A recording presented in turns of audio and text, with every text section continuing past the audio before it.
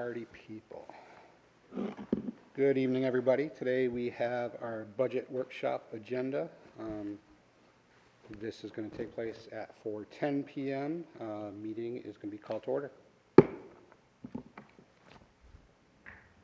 going to start with Ms. Collins, yeah?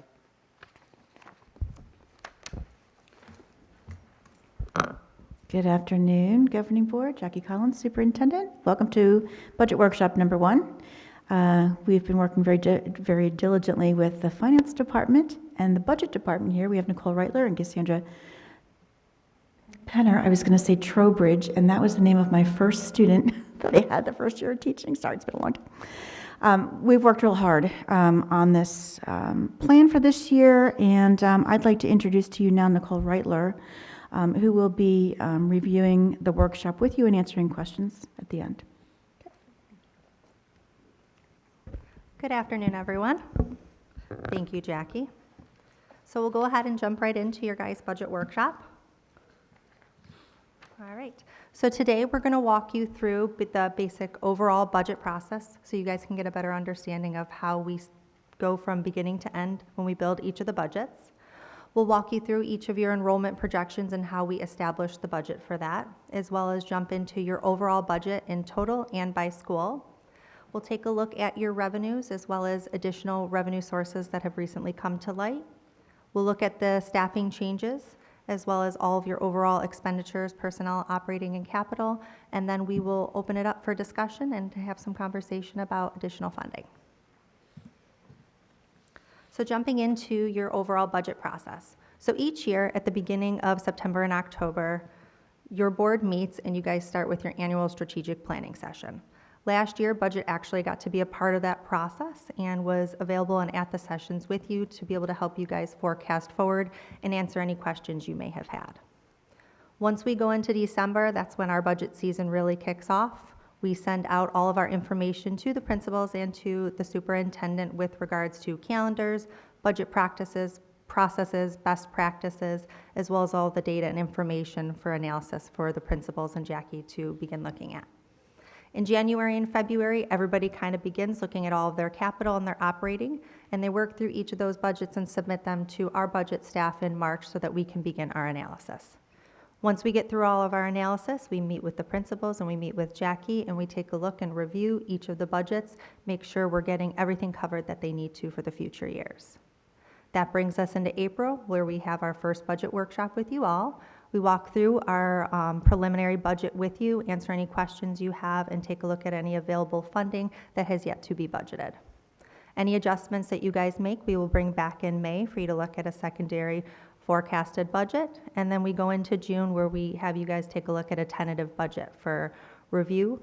In July, we generally get a little bit of additional information on any revenue sources. So again, we finalize any of our adjustments at that point. And in August, you guys will adopt or approve your budget, which will then be incorporated into the City of Cape Coral's budget. So that brings us into your enrollment forecast. So when we build your budget, a big focus is on enrollment. And with that, we currently utilize the current quarter's third quarter FEFP numbers for the enrollment building forward. We've utilized the third quarter FEFP for all of 25, 26, and 27. You can see that there's 3,333 students budgeted for each of those years. We do acknowledge that the high school does have a plan to increase enrollment in 2025, and we are aware of that. However, until we get those numbers from their submittals, we're going to take a conservative approach, and we can adjust the budget with an amendment at the beginning of the year and recognize any additional revenue that we would receive. But at this point, we do have 3,333 students.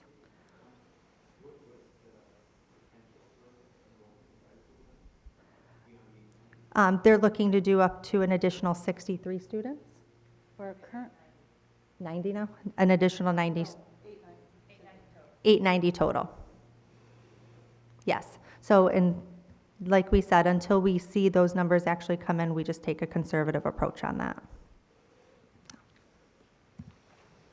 That brings us into your overall budget review.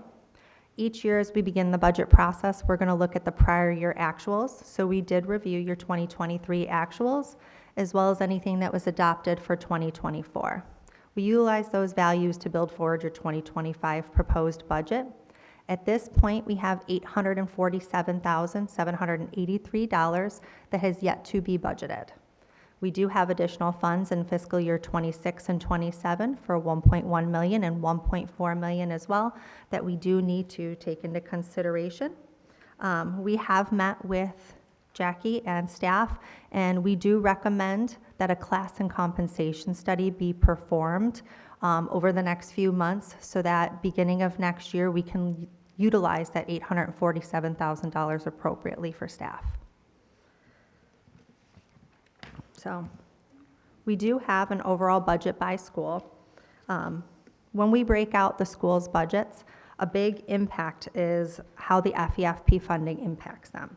So each of your overall revenue sources, about 90% of your revenue comes from FEFP, and the FEFP is determined based on the structure of the student body for each school. That's what results in higher revenues that you see in Oasis South versus the middle or the high school.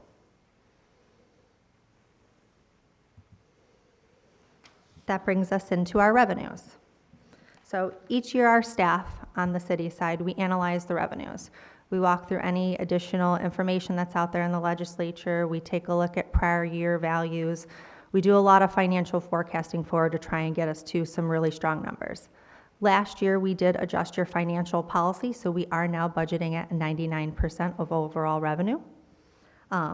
Once we do get the updated documentation from the state for the FEFP, we did get the information that there would be an overall $240 increase per student.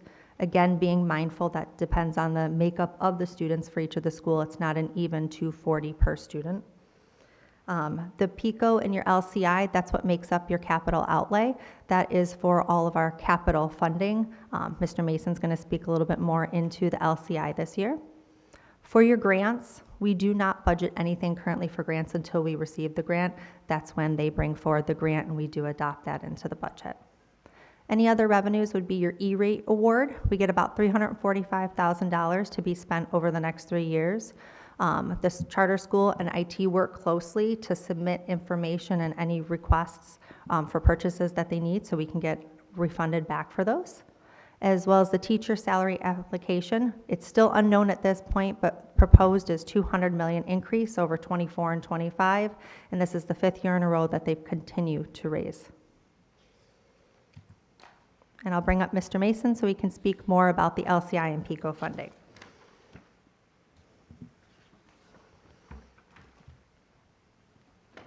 Hey, so Mark Mason, Financial Services Director. We had an opportunity to kind of briefly talk about this a little bit last week, this local capital improvement program that the state approved last year, and you had a first distribution from those funds today. So what I'm going to show you today is exactly what I'm going to be showing the City Council tomorrow. There's a little bit more to the presentation tomorrow, but this is basically gives you an overview of the local capital improvement program that the state has now put in place. So I'm showing you a little bit of the legislative session from 2023 and the changes to this particular statute that provided for this funding.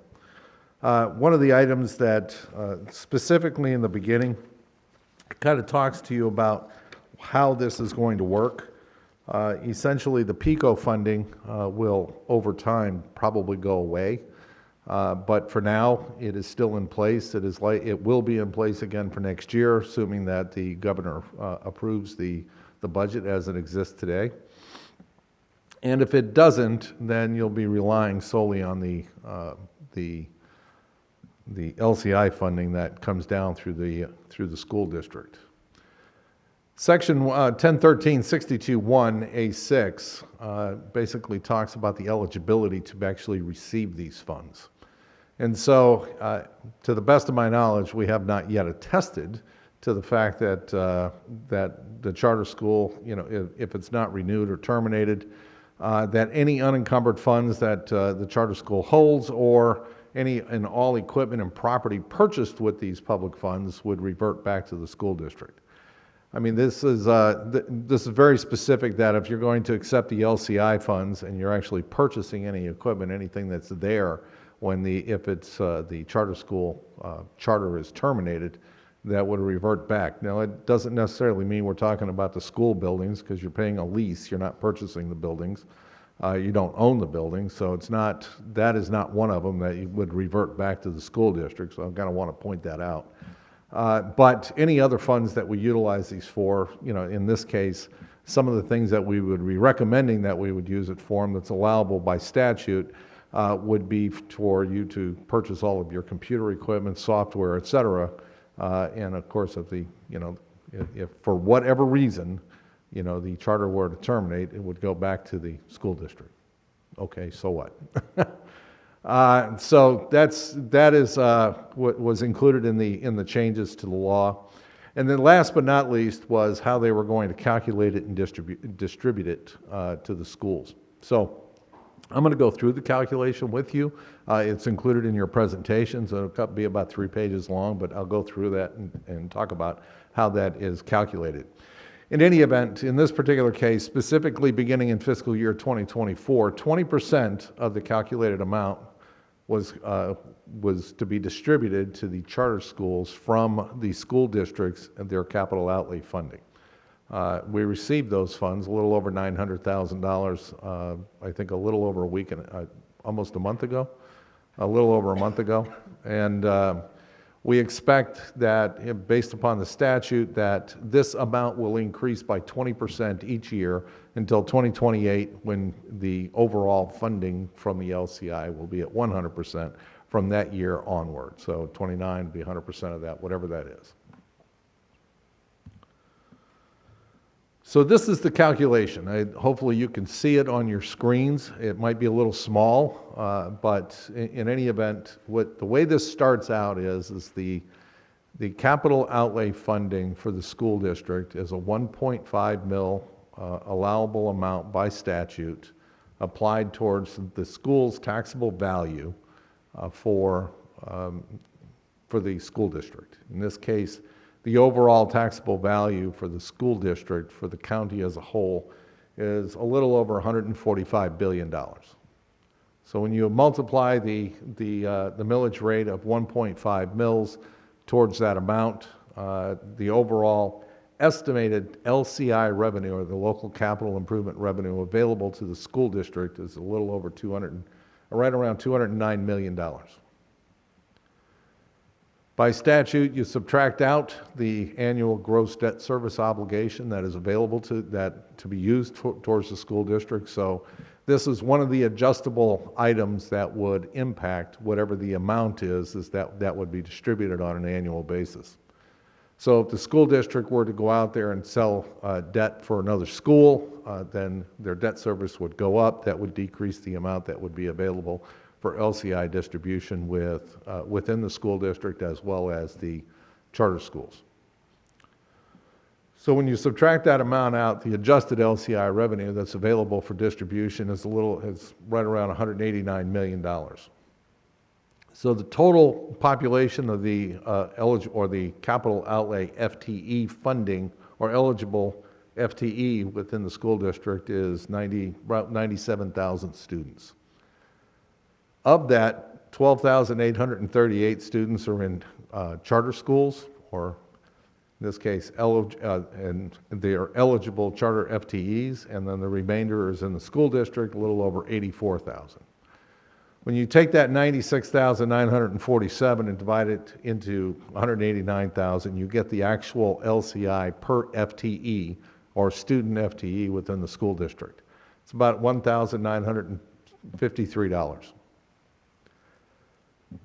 That 1,953 is then, multiplied by the total charter school amount, and that comes out to the total charter school available funds is $25 million. Because the PICO funding, the PICO allocation is still in play, the PICO allocation is subtracted from the LCI amount. And then you have the maximum charter school LCI calculation, and then from that, you get the amount, or in this case, 20% of that amount would have been distributed to charter schools. And of that $3.4 million, in the fact that we have approximately 38% of the total student population in all the charter schools in the county, we received almost $1 million from that $3.4 million. So these are all the charter schools or the eligible charter schools in Lee County that are available for the distribution, kind of give you an idea of the student population of all of them. The next largest school, charter school, is the Gateway Charter Elementary School. I think there's more than just an elementary school there, but that's what they call it, with a little over 2,800 students. All told for us, we're at 3343. So we're just a little bit bigger than they are. I think just between those two schools, we took the lion's share of the money. This summarizes it down just for us, as opposed to comparing us to other charter schools, kind of giving you an idea of the dollar value that we took in. Again, you take our total population of 3343.23. This was the calculation, and it's based upon the third calculation. Essentially, what we built your budget off of at the same time is the third calculation. Multiplied by the district LCI, you subtract out the current PICO funding that each school received, gives you the amount, the maximum amount, and of course for 2024, it was 20% of that maximum amount.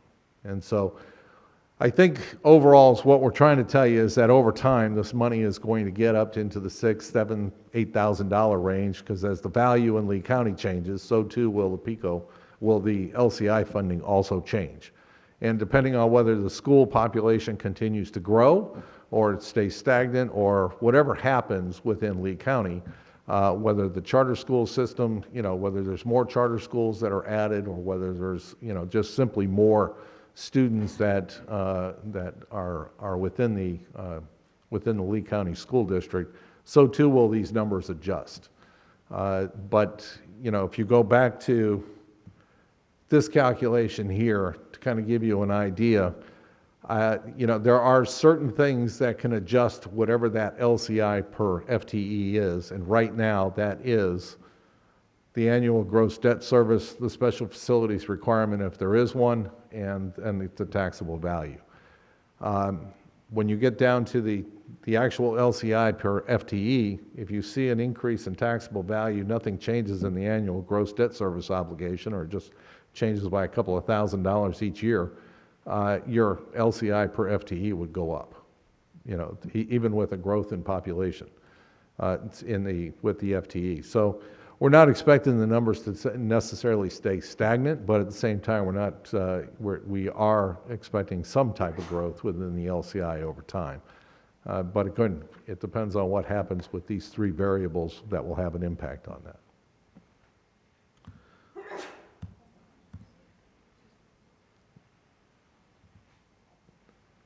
So what we're looking at today, you want to talk about this? All mine? Just one more minute? Just one more minute. She's going to let me talk just one more minute. All right, so the PICO funding, the LCI and the PICO funding for fiscal year 25 with the proposed budget, we're looking at clearly the building lease as the lease as it exists today. Tyler, we have the Tyler maintenance. That's the accounting system, $21,000 a year. It's eligible for the capital outlay funding to which the LCI applies, as well as PICO. Computer equipment, whatever that might be, computer software. We have the Exagrid capital equipment. I'm not sure what that is, but it's something to do with it's a what? It's a box? It's a box, apparently. We'll go with the box. We're looking at adding an additional shark van, and then we're talking about adding 2 buses. So when we get to the regular meeting, when it gets to the city manager's part, I was going to recommend to you that, and this goes back to the statutory requirement associated with what these funds can be used for. When it comes to buses or vehicles used for transporting students, the way the statute reads is it's only associated with purchases. It's not associated with leases. So we are currently leasing buses.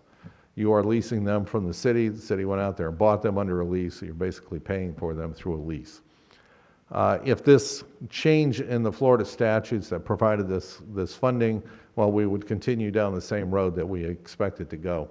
However, with the understanding that these funds are a lot more than anybody ever expected, and certainly a lot more than the PICO funding ever provided to the school district or to the school, charter school system, we would recommend that you'd go back to the purchasing of your buses on an annual basis, because you can utilize these funds for that.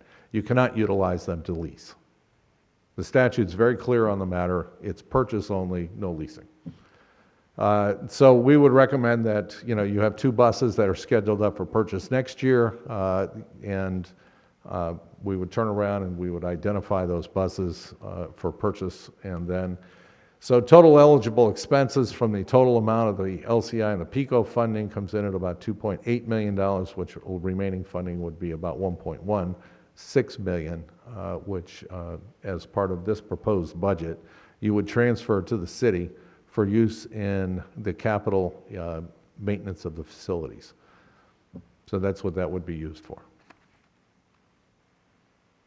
I got that right? Okay, cool. All right, so are there any questions about any of that, or you'd want to wait until the end and we can then talk about it?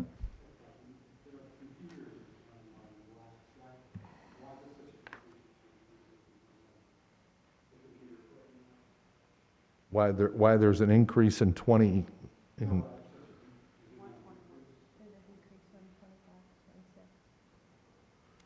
I don't think that's accurate.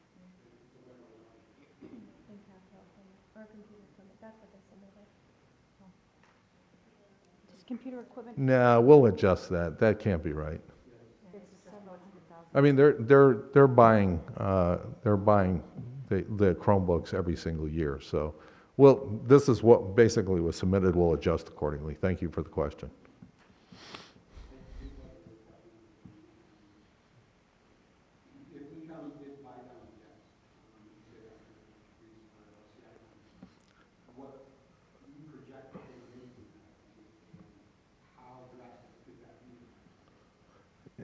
No, if they issued more debt?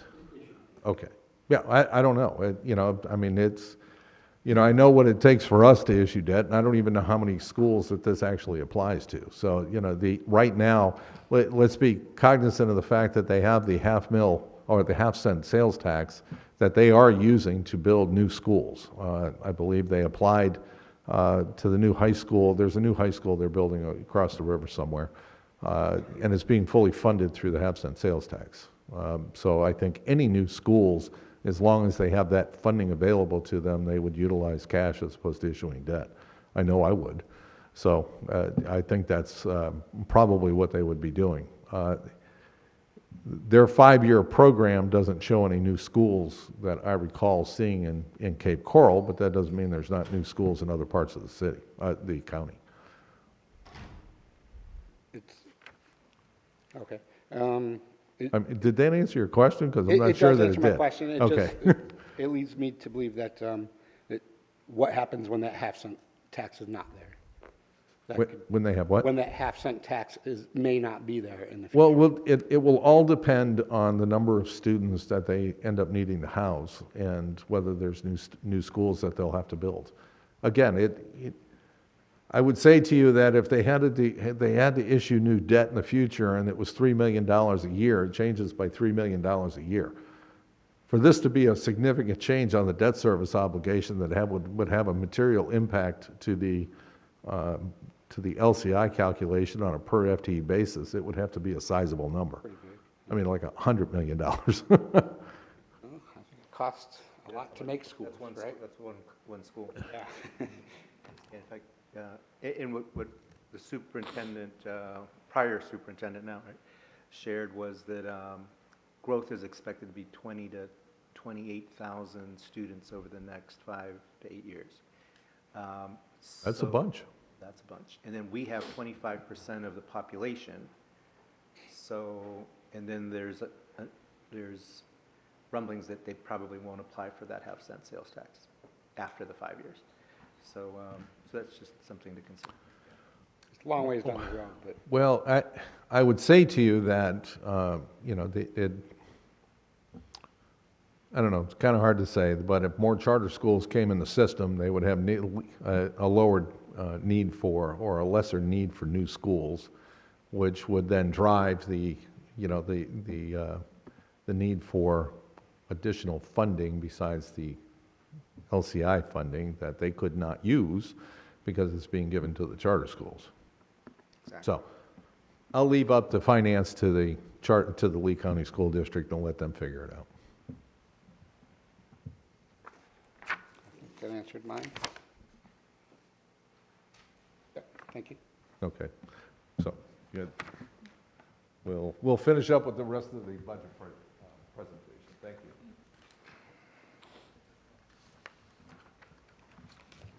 you. All yours. Right. We'll jump back into the other side. So we've covered our revenues. Now we're going to jump into our expenditures. One of your biggest driving expenditures is your personnel and your staffing. We spent a lot of time this year walking through the existing staffing that currently fills the schools. With your 2024 adopted budget, you did have ESSER positions built into those staffing numbers. So when we began our 2025 forecast, we did have to adjust those positions out and move some of the staffing around. With that being said, overall staffing shows a decrease of 11.75, but that does encompass a lot of changes to each of the schools. Overall, with the administration, we had bookkeepers originally coded into the administration. We've pulled them out of administration and put them in the appropriate schools, so each school had an increase of an FTE, but in reality, it's just a reallocation of an FTE. Within your Oasis North, we removed the speech pathologist. We've actually removed speech pathologists from each of the schools. They're going to move forward and contract out that service, so we've reduced that FTE across all of them. We did add a secretary to Oasis North. Within Oasis South, they added an additional teacher as well as an ESE teacher. That was a recent change, so that actually did go up. With the middle school, they removed a dean of students, a secretary, as well as one teacher. And within the high school, we added an athletic trainer, we removed a secretary, and they added a teacher. So that's what eventually encompasses that 11-person decrease in FTEs. But overall, the principals sat down, they did walk through all of the staffing needs that they needed, and we came to a good number. So this doesn't need to reflect any open positions that are out presently, right? This is your total FTEs. Next, we jump into personnel. So personnel is your biggest cost within your budget. Personnel is comprised of your base payroll, any of the ad pays, your health plan, your FRS pension, and then of course your workers' compensation. When we take a look at all the personnel costs, your health plans we budget take your current rate and then we add about 10%, which is what we're seeing about on average for the increase each year. Your workers' comp rates are fairly steady and we budget at the current rates. Your FRS, we did get the update from 13.57 to the 13.63%, so we have adjusted accordingly for 2025. We did include a 1% base pay increase across the board for all staff based on the FEFP information.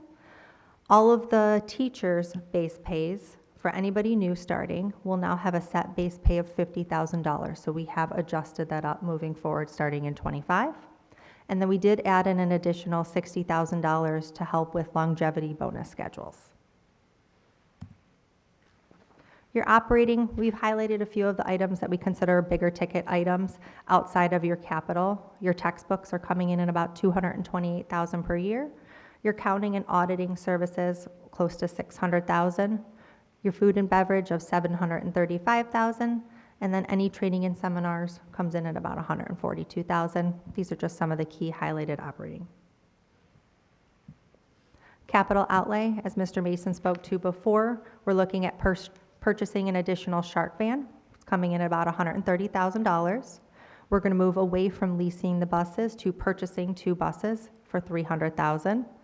The Centegix equipment of about $16,000. and the Synology of about $6,000. These are all just capital needs that have been requested. Your leases, currently we budget $1.5 million. This is regarding your building lease with the City of Cape Coral that will be taken into account for the LCI funding. In conclusion, with the addition of the LCI funds combined with your existing PICO funds, eligible capital equipment, including the purchase of your Shark van, 2 additional buses, the Exagrid equipment and computer equipment, it reduced your overall operating costs for the charter school, resulting in additional funds of $847,000 for repurpose. The final tentative budget will be presented in the second workshop in May to provide clarification as to what those funds will be utilized. But as of today, we are looking for clarification on anything you guys would like to do moving forward. As I stated previously, we have recommended that they do a class and compensation study to kind of have a base analysis done so that we can look forward to potentially addressing compression as well as any teacher pay or staffing pay concerns that there may be. Is there any questions I can answer? I have a question. Do we have a rough estimate on what it costs to have the compensation study performed? And do we have people that we know perform such a duty that we can call on? Yes, actually, the city is currently doing a class and compensation study with a firm, but I know Lee County is also engaged with a class and compensation study with Evergreen. So we have advised the charter school HR to work with city HR and then reach out to see if we can do an engagement. As far, I'm sorry. estimate is about 90,000. About 90 for our school system? Correct, and we are looking at utilizing fiscal year 2024 funds so that we can begin that engagement now, so that hopefully by fall, we have some information back so some decisions can be made. Yeah, we'd have to have that back for the contracts to be done for the teachers. I don't think it's going to turn around that quickly. It usually takes a couple months to go out and do that. Because of the price tag, we have to get 3 quotes. No, we don't, because we're going to piggyback, right? If we piggyback, we don't need 3 quotes. The hope is that you can piggyback potentially off of Lee counties with Evergreen, and then we can get this engaged and moving quicker. I do have to say, it's a lot of money. And I wasn't for it until today, but I really do think that the amount of time that the principals and I spend on trying to figure out who should be paid more, and the time that our HR manager spends on trying to do comps in Lee County, Charlotte County, Collier County, honestly, I think it's probably the wisest way to go. That way, we have it done. We have every class identified as to where they should be, and then we have a model in which to use in case there's extra funding that we can put toward it each year. We have that model that we can adhere to. We kind of Band-Aid things and we piecemeal things. We get tired of talking about it because we ourselves don't know and can't do the work. So I think Lee County is currently doing it now. It's just probably a good practice for us to do. That way, any excess funding that we have, we can divvy it up accordingly, and we can touch all different classifications of jobs because they're all due. I agree, because we're not usually being proactive, we're being reactive, right? Correct. We want to get away from that practice, of course. Is this, we would have to vote on this at next meeting to put those funds towards this, correct? For the That's correct. 90,000? And our goal is to get some information to you by the May 1st, the May meeting, so that we can start to move forward. And do we think if we do that and we piggyback off of Lee counties, we can have a set amount for the teacher contracts when it comes due? No. No? Teacher contracts are going out this month, the month of May. So we're going to have to move forward with the 1% increase in the existing contract.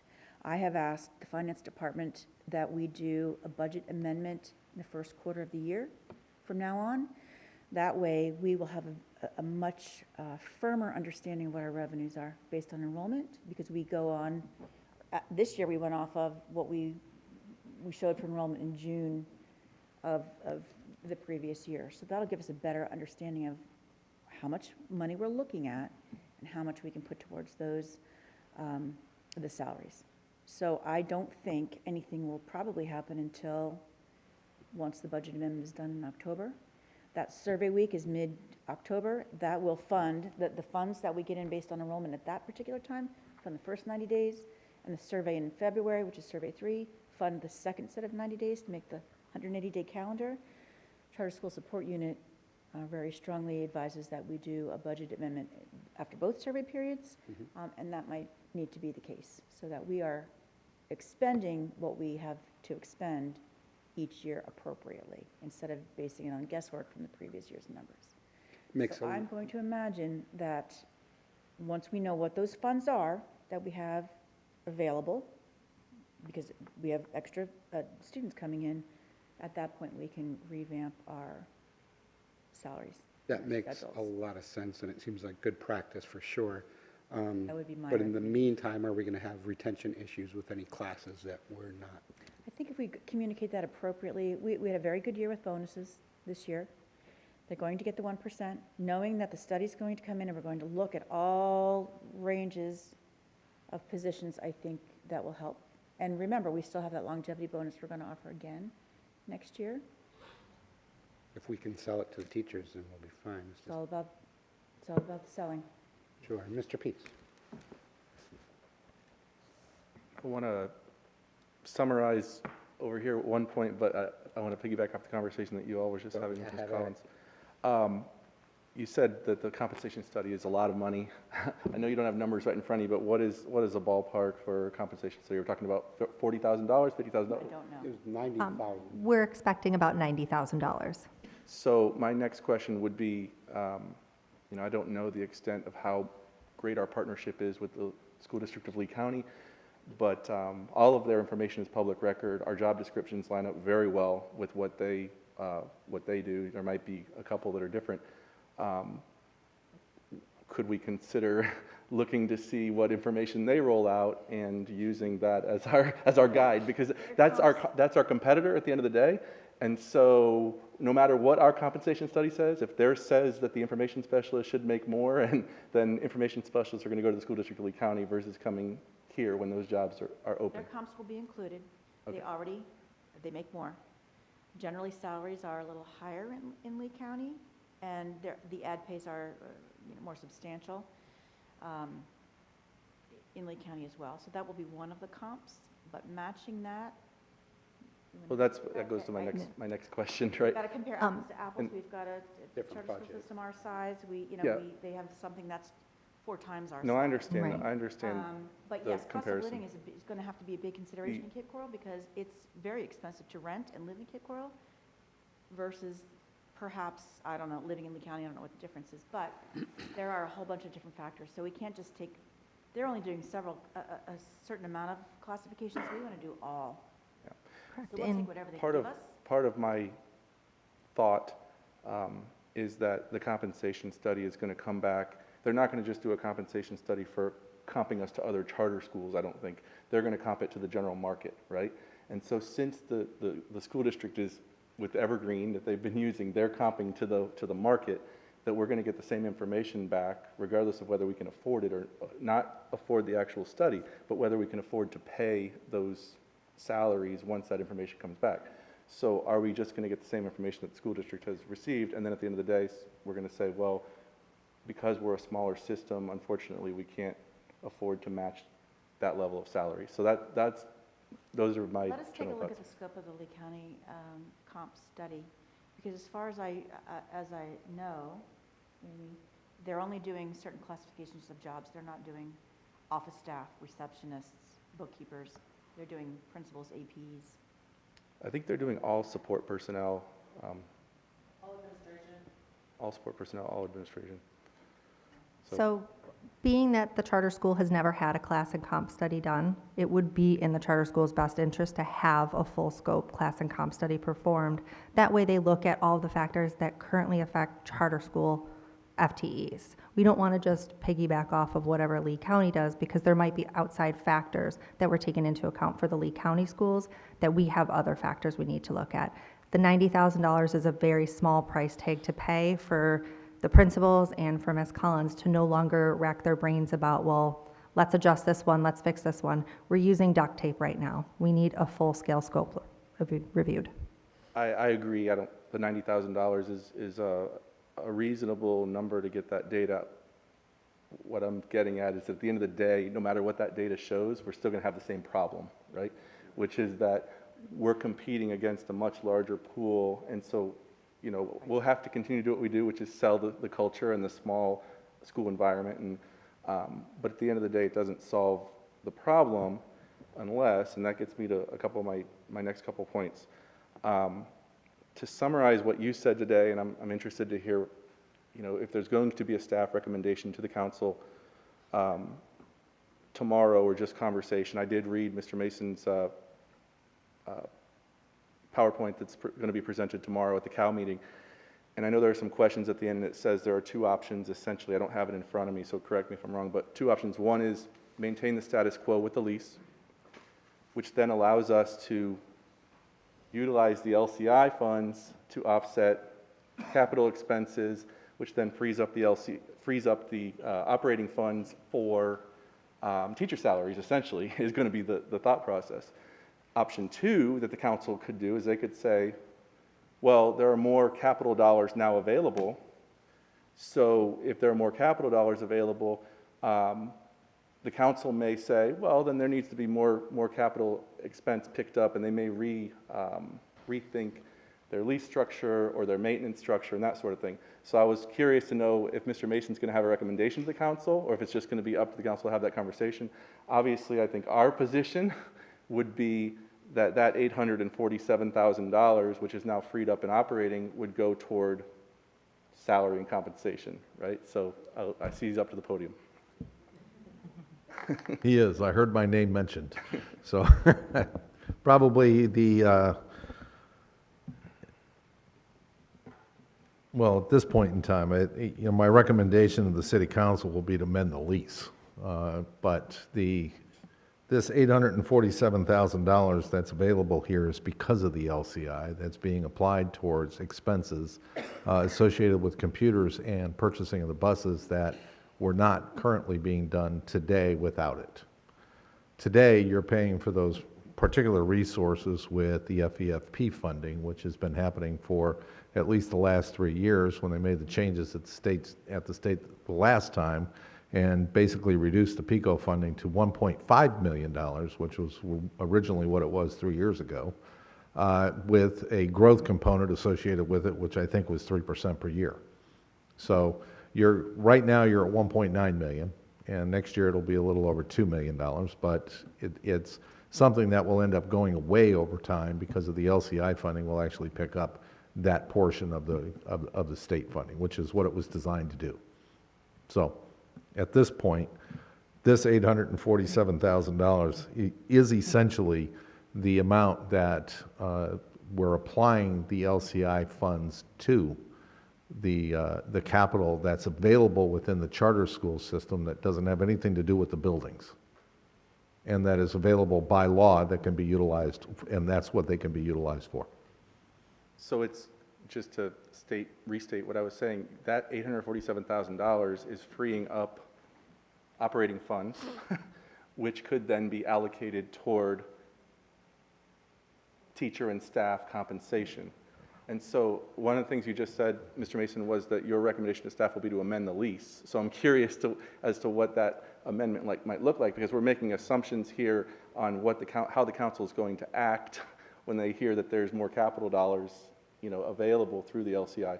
So if everything is status quo, then we're going to have $847,000 for next fiscal year that can go toward operating expenses, however that's chosen, however Ms. Collins chooses to use that funding, which could be for compensation. The answer to that is yes, and every year you would apply whatever it is that you're applying towards your capital expenses within the charter school system first that are eligible by the statute. You do that first, anything left over goes towards the remainder for the maintenance of the system, maintenance of the buildings, maintenance of the playgrounds, maintenance of whatever that is capital related that's associated with the statute as well. So I think what you're asking me is that, the recommendation would be to fund the capital portion that's allowable by statute first, within the charter school system. The remainder would be for the leases associated with the schools and as well as the capital maintenance associated with the school district or the schools themselves.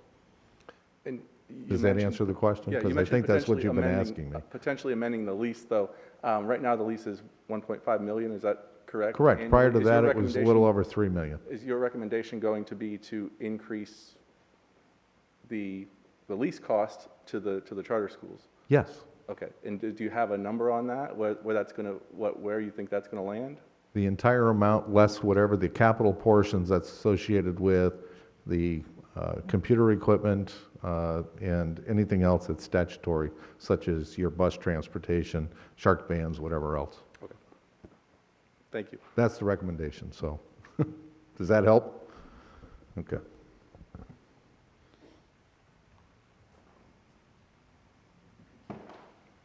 Any other questions? Questions down here? Great points, member Peace.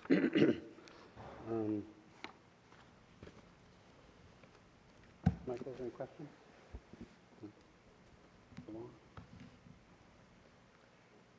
I think more than a question, it's just an observation that, and this is countywide, right? So countywide will be at a full-time resident population of 1 million in about 8 years, right? Right now, we're at 1.2 million with our snowbirds, but full-time residents of 1 million within 8 years. 20 to 28,000 students within 8 years in the county. 25% of the population resides in Cape Coral, right? So we all know that the growth is also, of course, going to affect us. So if we were status quo, non-issue, we could coast, but there's going to be incredible growth, right? At some point, what are our plans? And I took a look at the strategic plan, and I think it's very well laid out, but it really doesn't address future growth. And from a future growth perspective, we made even without a future growth, the general commitment to our elementary school students are that you start here, you'll get a place in middle school, and you'll get a place in high school. That was potentially true when they were opting to go to other middle schools and other high schools, but that's no longer true. We're going to jump to another 90 students, right? 890 or whatever.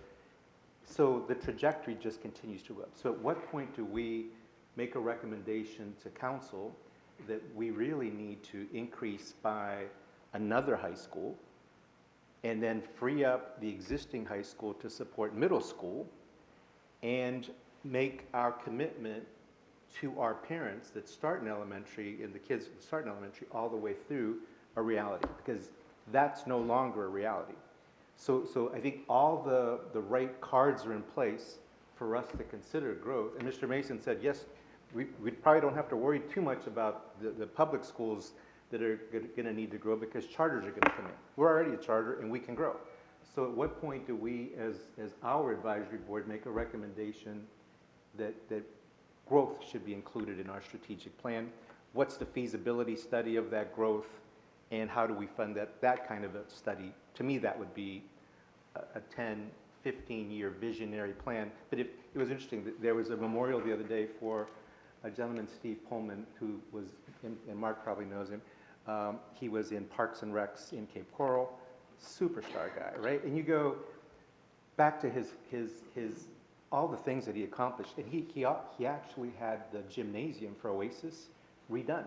So that was something that Steve Pullman positioned. But Steve would always look at it in terms of what's the next 15 years going to look like? What's the next 20 years going to look like? And had he not made a push for an investment of about $13 million for lands, for parks in Cape Coral, we wouldn't have 660 acres. It's a lot of it is still available for new parks. So again, all that to shorten it, what's our vision for Oasis in terms of growth? Not only to meet the commitment that we're presently making to parents, but to meet the growth expectations that are pretty crystal clear. So I'd like to add to that because back when we were meeting for the strategic plan, this money was not available to us. That's why it wasn't a part of the conversation, because we didn't have the ability. But you're absolutely right. We can expand. We could fill a K through 8 building right now. Wouldn't behoove us because we only have one high school. We also have to think about the football field that we want to build. Do we need to talk to council about perhaps using some of this extra funding for that field?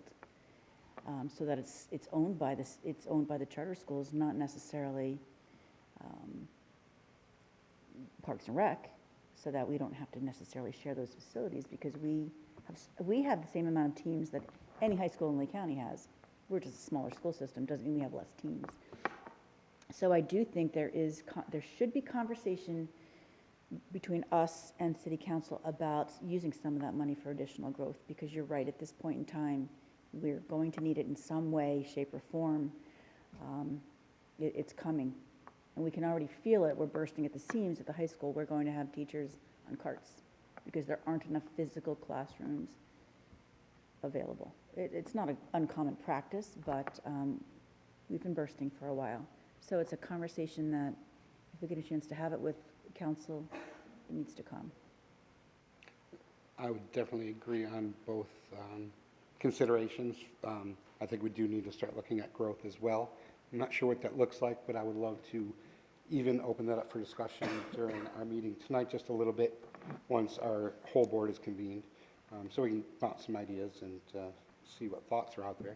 As far as sports field goes, I think the reason why we're picking up 90 extra students in the high school is because our sports, we're offering a more variety of sports. I think now that they're not going to these other high schools for that experience, they can stay right here at Oasis for those experiences.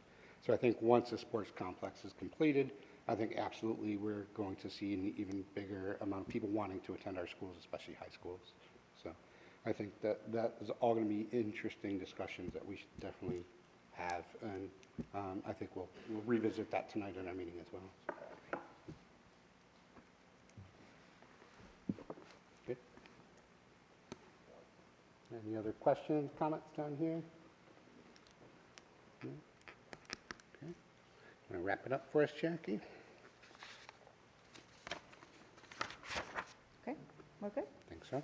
Okay, so we will, we're going to make some changes to the budget, for budget workshop number 2. That will be at our May meeting do we want to organize it again for 4 o'clock? We've already posted it publicly, haven't we? Have we, Kathleen?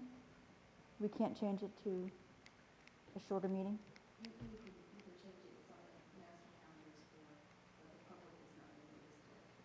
So knowing that the public hasn't been noticed, do we think we need to start the budget meeting at 4 o'clock, or can we start a little bit later? 4:30, 5 o'clock? Whatever works best for the board. Whatever we can do. I'm thinking we can keep it 4, because it gives everybody time to settle in, latecomers get here for a minute as well, I don't think we need an hour and a half. you don't think? What's the rest of the board thinking? Any thoughts or ideas on what our time should be for the budget workshop number 2? Why take it? Please? I actually, I'm probably not going to be able to attend the next budget workshop. I'm on the Mayor's Scholarship Fund Board, and we have our annual event that night, so I'm a co-chair for the event, for the award ceremony, so Okay. I'll defer to you guys on how long that should be. Gotcha. Any opinions on a time that you, for next? Oh, yeah, I think if we don't need the extra time, then. Okay, then we want to repost for 4:30? Yeah? City's in agreement, it looks like? Okay. Does the board have to take a vote on changing the meeting time? If you have unanimous consent, if you feel like all your board members are happy with that decision, then you do not need a motion. I believe we are all happy with that decision. Okay. So then our budget workshop number 2 will begin at 4:30, right before the April meeting. And at the high school, yeah. And that will be at the high school cafeteria? Great. So I think, does that wrap up our budget workshop number 1? I believe so. Yeah, any more comments from staff or city? Think we're good? All right. We will adjourn and reconvene at 5:30 for our regular scheduled meeting.